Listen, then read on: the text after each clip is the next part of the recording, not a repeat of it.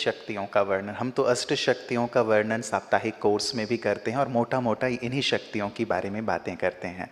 तो ये जो आपने कहा स्नेह की शक्ति, पवित्रता की शक्ति, ये शक्तियाँ, तो यदि इन सबको मिला लिया जाए तो ये कितनी शक्तियाँ हैं? हाँ, 16 तो हो ही जाएंगी, बहुत अच्छा। सारी। तो और 16 ये शक्तियाँ विशेष हो गई। विशेष शक्तियाँ तो 16 हैं ही। जी। और निश्चित रूप से कि कुछ आत्माओं ने इन सभी शक्तियों को धारण किया अवश्य है। देखो, किसी की दृष्टि में बहुत शक्ति होती है जी। तो किसी के बोल में भी बहुत शक्ति होती है। एक बोल दूसरे को बदलने वाला होता है। एक बोल दूसरों की बुराइयों पर जैसे कुठाराघात कर देता है। तो ये दृष्टि की, बोल की, संकल्पों की, ये सब शक्तियां हैं और हम सबको इनको धारण करना ही है। तो ये कैसे करें? क्या हम केवल मास्टर सर्वशक्तिवान हूँ ये स्मृति हमें सब शक्तियों से भरेगी, या फिर स्पेशली हमें अलग अलग शक्तियों के लिए कुछ पुरुषार्थ करना होगा? देखिए, वैसे तो जब हम सर्वशक्तिवान से योग युक्त होते हैं, यानी बुद्धि को उससे कनेक्ट कर देते हैं, तो हमारे अंदर सारी शक्तियाँ आ जाती हैं। पर विशेष बात ये कि कौन उस शक्ति को किस रूप में ज़्यादा यूज करते हैं, और जितना जिस शक्ति को ज़्यादा रूप से यूज करेंगे उतना ही उसका स्वरूप दिखाई देगा। मैं एक उदाहरण देता हूँ।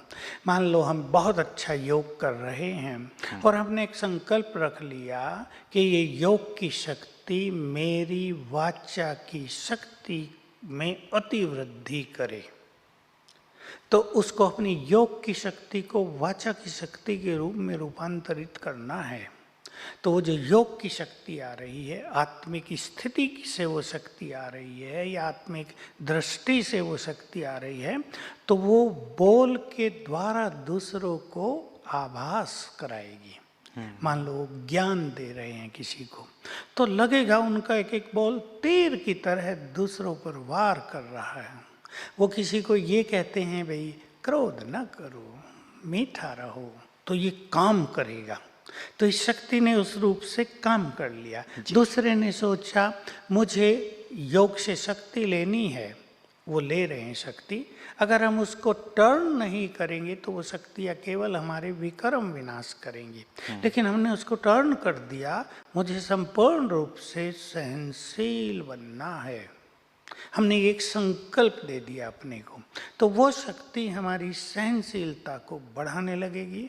संकल्प कर लिया मैं तो सहनशीलता की देवी हूँ, देवता हूँ, तो जो शक्ति सर्वशक्तिवान से आ रही है वो इसमें हमें समर्थ बना देगी। इस तरह से जिस रूप में हम उसको टर्न करेंगे उस रूप में वो काम करने लगेगी। तो हम अपने विकर्मों को भी नष्ट करें और किसी एक रूप में टर्न भी कर सकते हैं। इच्छा तो हमारी होती है कि हम ऑलराउंडर बने, हर प्रकार से विकास हो, तो क्या किसी एक चीज़ की ओर ही टर्न करना ठीक है, और यदि करें भी तो कितने समय में ये सिद्ध हो जाएगा? देखिए, ये ऐसा है कि अगर हम सभी रूपों में टर्न करें तो ज़्यादा फायदा होगा, कल्याणकारी बन जाएंगे हम। और अगर हमारा योग बहुत अच्छा है, जैसे 8 घंटे योग की बात है, अगर हम 8 घंटे स्मृति स्वरूप रहते हैं तो 21-21 दिन में हम एक एक शक्ति का बहुत सुंदर अनुभव कर सकते हैं।